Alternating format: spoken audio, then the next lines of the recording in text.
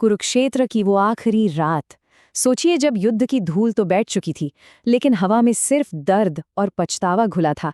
बस उसी रात एक मरते हुए आदमी के होठों से एक ऐसा राज निकला जिसने एक राजा की आत्मा को हमेशा के लिए चकनाचूर कर दिया। तुम राजा नहीं थे, तुम मेरे खेल के आखिरी मोहरे थे। ये शब्द उस अंधेरी रात में ऐसे गूंजे मानो किसी ने एक राजा की पूरी जिंदगी को ही एक झटके में झूठ साबित कर दिया हो। कुरुक्षेत्र की जमीन लहू से गीली थी।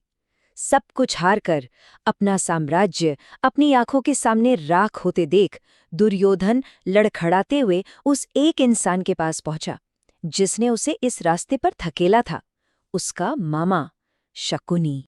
दुर्योधन की आवाज में गुस्सा कम और एक गहरी टूटन ज्यादा थी। उसने अपने मरते हुए मामा से पूछा, मामा, क्या ये सब इसी दिन के लिए था?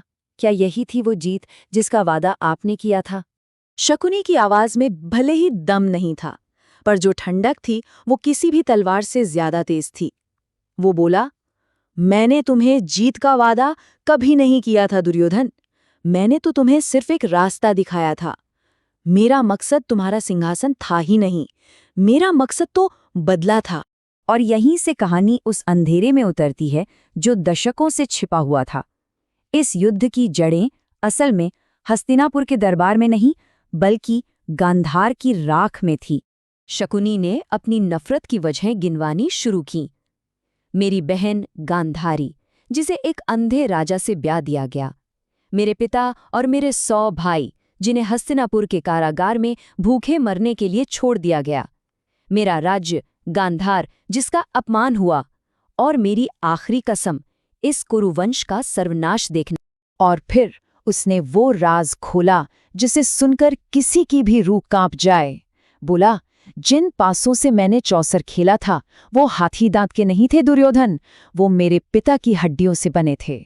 तो महाभारत की वो बड़ी बड़ी घटनाएं जिन्हें दुर्योधन अपनी मर्जी समझ रहा था, वो असल में शकुनी की बिसात के कदम थे।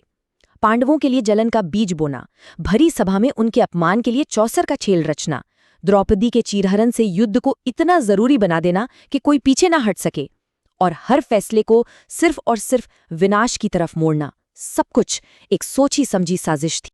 और अब हम उस पल पर आते हैं जब एक राजा को एहसास होता है कि वो बस एक मोहरा था। वो एक लम्हा जब जिंदगी भर की महत्वाकांक्षा एक पल में एक झूठ बन जाती है। शकुनी ने कहा, तुम्हारी महत्वाकांक्षा मेरा हथियार थी, तुम्हारे फैसले मेरी लिखी हुई कहानी थे, और तुम्हारा ये युद्ध मेरा बदला था। एक पल को लगा जैसे दुर्योधन के पैरों के नीचे से जमीन नहीं, उसके होने का वजूद ही खिसक गया हो। देखिए जरा, एक ही युद्ध की दो सच्चाइयां। एक तरफ दुर्योधन, जिसे लगता था कि वो अपने हक और सम्मान के लिए लड़ रहा है, और दूसरी तरफ शकुनी का सच कि दुर्योधन उसके परिवार की राख और अपमान का बदला ले रहा था।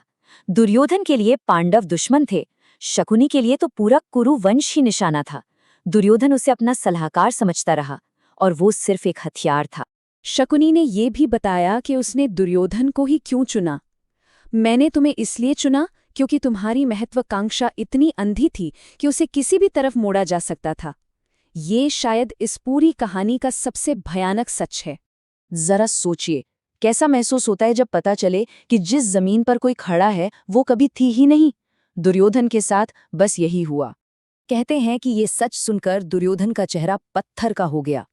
ये जंग हारने का सदमा नहीं था, ये इस बात का एहसास था कि उसकी पूरी जिंदगी ही एक धोखा थी। उसकी हर जीत, हर फैसला, हर नफरत, सब झूठ था। उसके जहन में बस एक ही भयानक ख्याल घूम रहा था, वो इस युद्ध का कारण नहीं था, वो तो बस एक नतीजा था, पुराने गुनाहों का, दशकों पुरानी नफरत का एक नतीजा। और मरते मरते शकुनी ने आखिरी बात कही, याद रखना दुर्योधन, जो इंसान अपने फैसले खुद नहीं लेता, उसकी हार भी उसकी नहीं होती, वो बस किसी और की कहानी का एक किरदार बनकर मर जाता है। और दुर्योधन की ये निजी कहानी इतिहास के लिए एक बहुत बड़े चेतावनी बन जाती है। ये कहानी है उस विलन की जिसे अंत में पता चलता है कि कहानी का डायरेक्टर तो कोई और ही था। तो आखिर महाभारत के इस महाविनाश का असली कारण था क्या?